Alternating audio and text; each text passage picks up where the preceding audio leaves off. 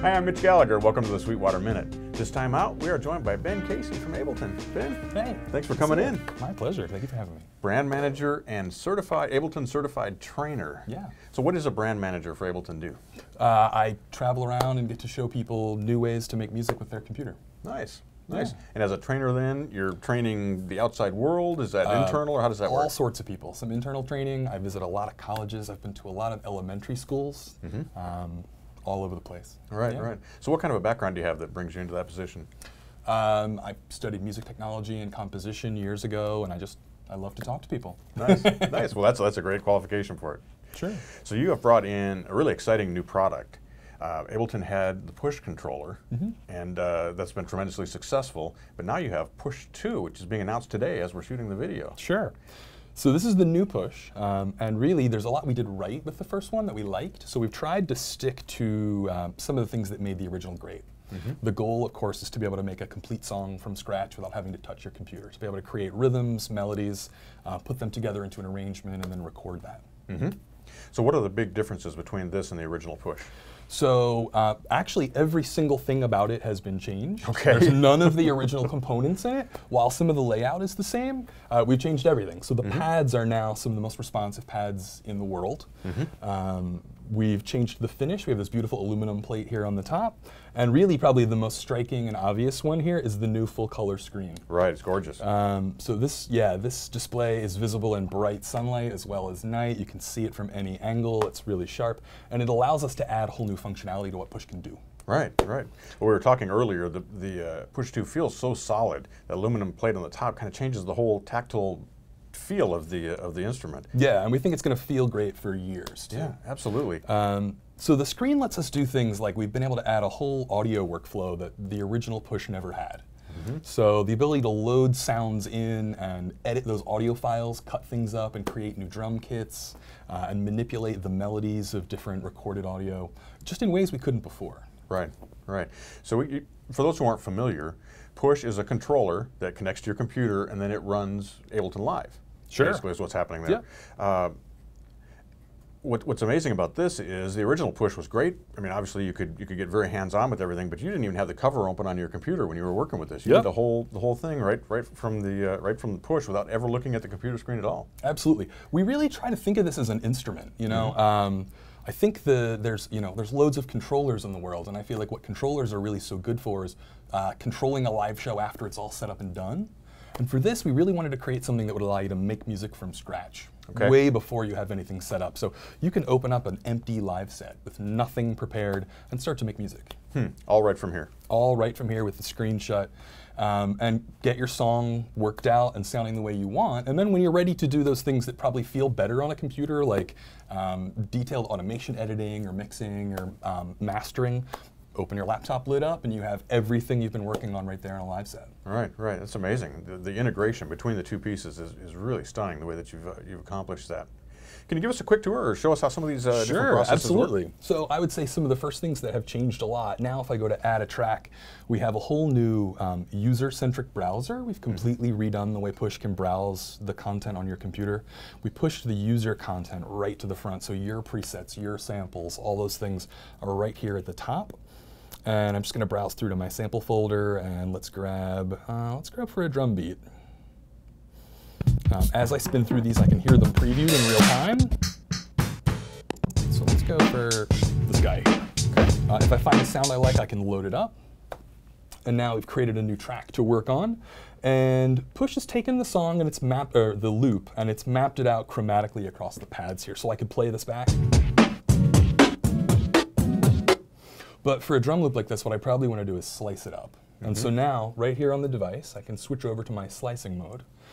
And you can see right here that we've got the waveform visible. We can see that there's slices at all the transient markers. And I can use the sensitivity knob right here to dial down or up the number of slices in this particular track.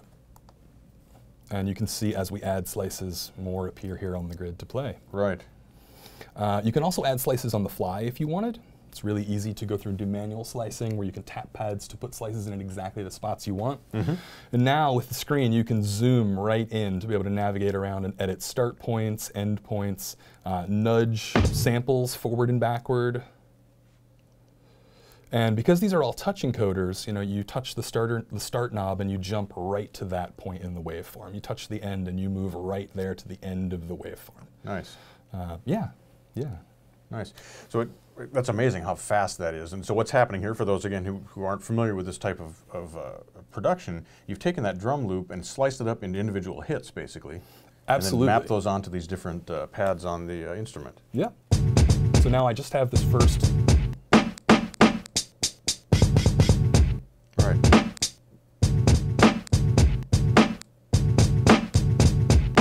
Very cool. Yeah. Very cool. So we could record something in real time. I could use the note repeat feature to automatically repeat a beat at a hit at a certain musical subdivision. I could also step program something if I want. I can switch over to the step programming layout and say I just want to put down a just put down a 1-bar loop, put some snares in there. Maybe I want.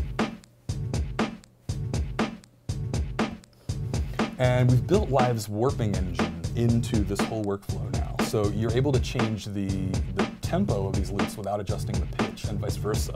So if this is too fast, I can just slow it right down and maintain the pitch and maintain the pattern I've performed. And this same thing works melodically. So if we switch over to another track where we have something like a guitar loaded. Okay.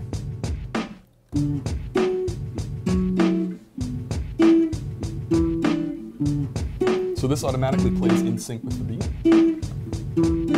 But now I can work with this chromatically. So.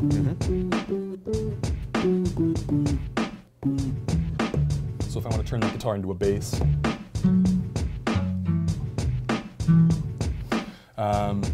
And you have a lot of control here. So for example, let's say I wanted to change the pitch of individual notes here within this guitar part. Okay. I have the ability to just turn on my glide feature. And now, when I hold down a note,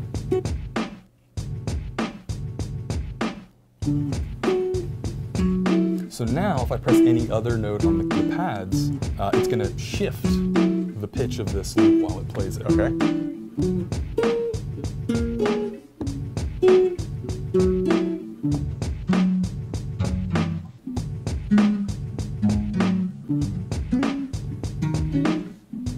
All kinds of things. So you can really get crazy with things. Right, right.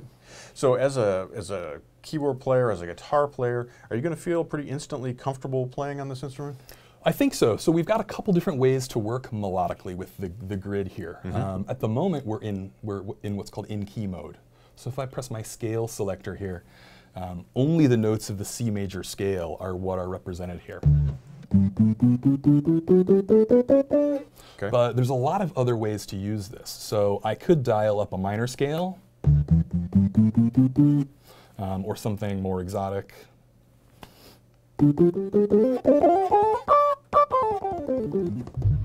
But I also can choose to work with this in chromatic mode.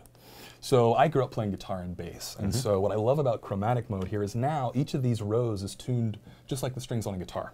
Okay. So I've got things like a root note here, and a fifth here, root fifth octave third. So basically the same shape you'd have on a, guitar. Exactly. All the scales, chords, modes you've already studied for years to learn, you can use. Right. And if you've got left-hand technique from a guitar, it's pretty easy to just play parts in there. Yeah, absolutely. It's easier for me to play with my left hand than my right. Yeah, I would imagine. Unless you're a two-handed tapping kind of guitar player. Yeah. Okay, Ben, so now that we've got the loop there, you've got your guitar part, how do you put this all together and make a song out of it? What do you do with it? Sure. So now, once you have all those materials prepared the way you want, it's really easy to record different loops and different patterns and be able to create whole phrases. So you can create verses and choruses and seamlessly move between them. If we play this drum loop, for example, if I want to record a new melody to go with that, I'm going to use the fixed length feature, which means that Push is going to record a 2-bar loop no matter what I play. I don't have to worry about punching in or punching out.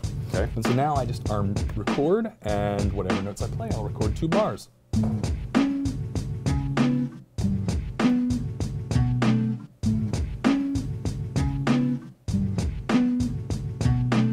So from here I could move on and start to create other musical elements, or I could kind of move on to the next section of the song, start to write a chorus or verse, that sort of thing. Right. And be able to string those together to create a full performance. And so at this point, just again to be clear, this is all happening inside the computer, even though we're not looking at the computer is actually across the room. That's where everything is taking place. It's all stored there, it's all being put together inside of Live, being controlled from here. Exactly. So when you open up your laptop and you look at Live, you can see that you have MIDI clips with all of the MIDI information you've been performing exactly as you played it. And you can go through and use the Live interface, all the power that Live has to flesh out your song. Right.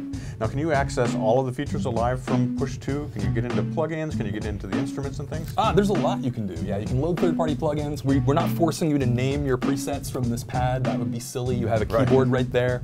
So there are definitely things you only do from the laptop, but yeah, you absolutely can browse all of the built-in sounds that come with Live, our core library. You can also browse all your third-party VSTs and audio units. All of your content, again, as I said, floats right to the top, so you see your stuff before all the canned stuff, so your music can sound original. Right. Yeah. Right. So Ben, we've seen how you can program beats with this, how you can slice up loops, how you can play instruments and retune them and do all those great things, the effects and all of those sorts of things that you can add.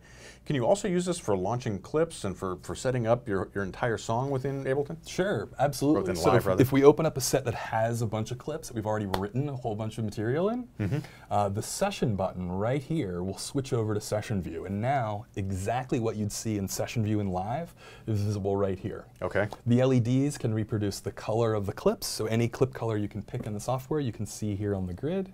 And we can use our arrow keys to move around through a song and start and stop different elements. I can start individual parts. If we want to launch whole scenes, I can launch whole scenes of clips. And if I switch over to my mix view here, we can even see the full mix and control the level of different instruments, as well as seeing both peak and RMS metering. Nice. So not only can you perform instrument parts, you could perform your whole session within Live. Absolutely. Absolutely. I'm going to bring the bass down. Back up. And yeah, seamlessly use this to move through to different sections of the song. Yeah, it really is comprehensive control over everything that happens inside of Live, isn't it? Yeah, yeah.